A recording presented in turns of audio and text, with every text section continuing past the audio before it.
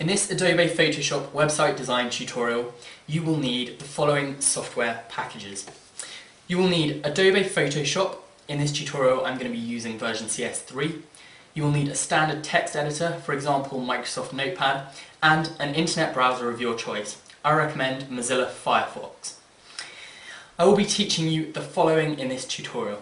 I will be teaching you how to design an effective website layout in Adobe Photoshop, how to split your Photoshop website design up and save it as a website document, and finally how to alter the website document once it has been saved as an HTML format. So let's get started.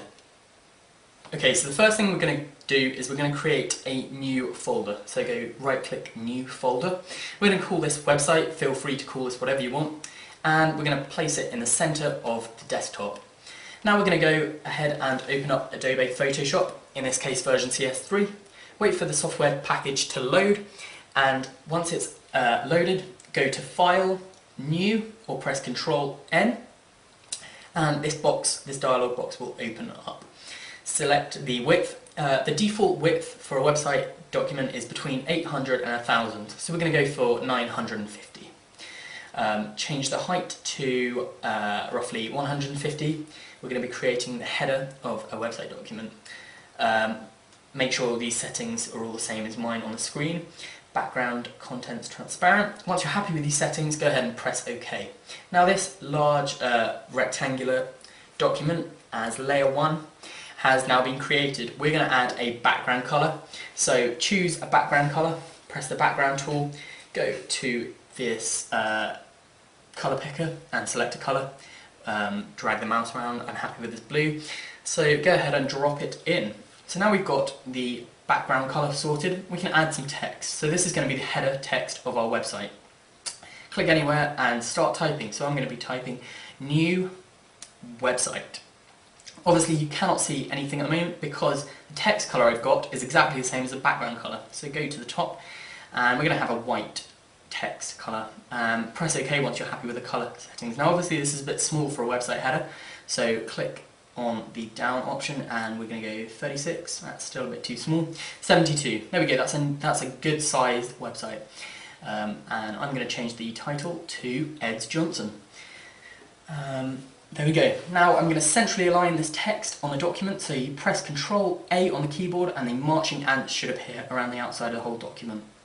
Go to the arrow tool and at the top you should see these options for alignment. Click the middle one here and the middle one here. That centrally aligns it by the height and the width, so it's exactly in the center of the whole image. To deselect the document, you go to the selection tool and press anywhere outside of the image, and the marching ants will disappear. Go back to the arrow tool, and I'm going to shift this text up a bit, so you can do this by pressing the arrow keys on your keyboard. So there we go, that's good. That leaves us enough room to leave text below it for our menu bar. Go to the text tool again and create a new layer of text.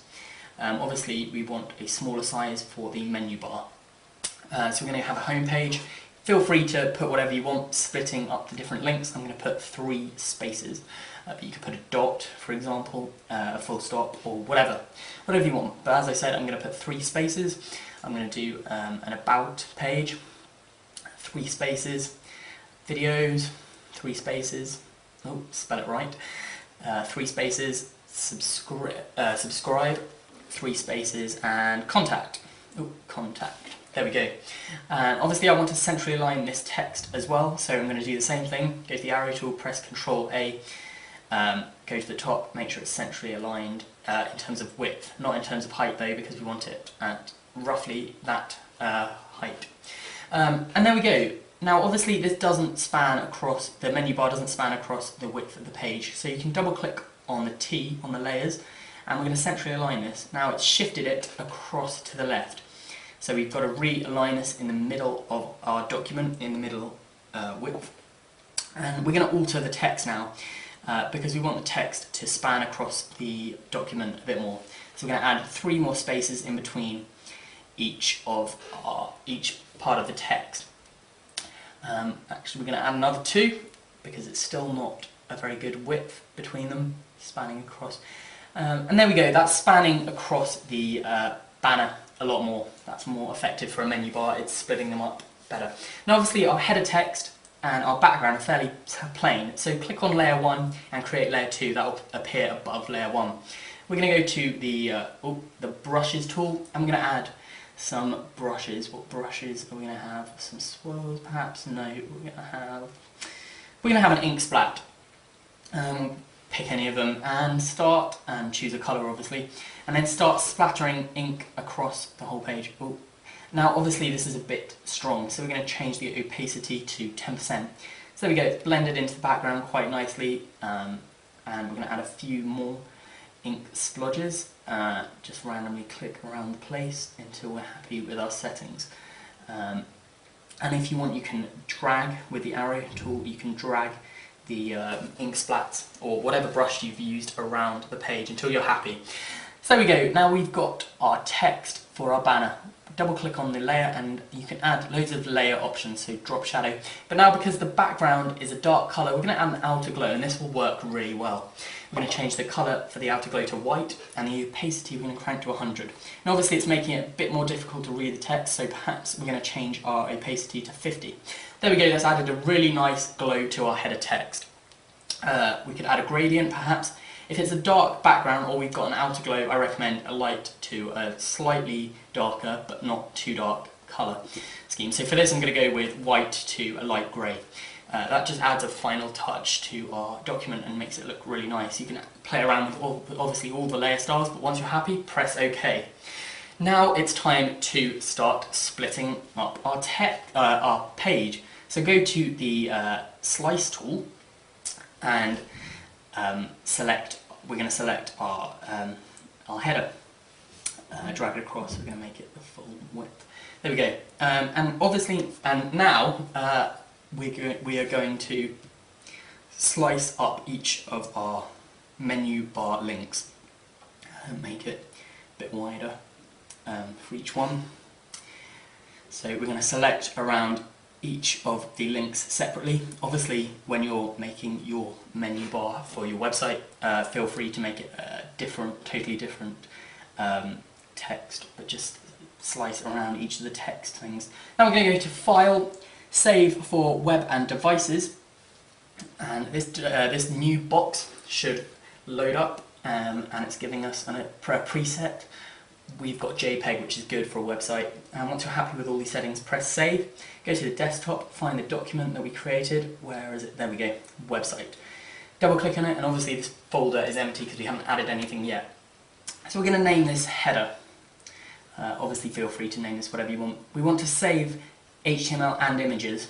We want to leave these on default settings and all slices. Once you're happy, press save, it will save, and then that box will close and you're back to Photoshop. We're going to minimize Photoshop now, and we're going to go to our website folder. In it you should see a new folder called images and an HTML document called header. We're going to right click, open with, and select your internet browser, Google Chrome or Firefox or Internet Explorer I'm going to use in this tutorial. Wait for your internet browser to load up. There we go, it's loaded. And now we can see, we're going to maximize this. Now we can see our images. Our image has recreated itself as an HTML document. But obviously it's not in the center. It would look a lot better if it was in the center. So now what we're going to do, go back to our website folder, right click on the header, open with, and Notepad or your text editor, whatever it may be. Maximize your text editor, and obviously this doesn't make a lot of sense, but it will basically create a table with lots of different images. So find the table tag, after table add a space, and then type in align equals center. Once you've done that, press File, Save, go back to our internet browser and press refresh. It has put the image in the center, which makes it look a lot better now. It looks a lot better, it looks a lot more professional as a design. Go back to our HTML document. Now obviously we can't tell where to add links on our menu bar. So we go to our website folder, go into images, and you should see all the images which have created the document. The image for the homepage was header_3. So find that image and add before it a space href equals index.html, or whatever your homepage is called. So maybe it's home.html. Whatever the case may be.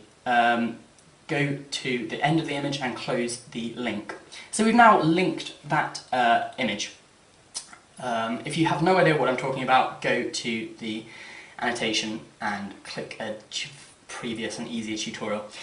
But anyway, now we've got a link, but it's automatically added a border, because if you link an image, a border will automatically appear. So to get rid of this, we go back to our image tag. After image, img, press space, border equals 0.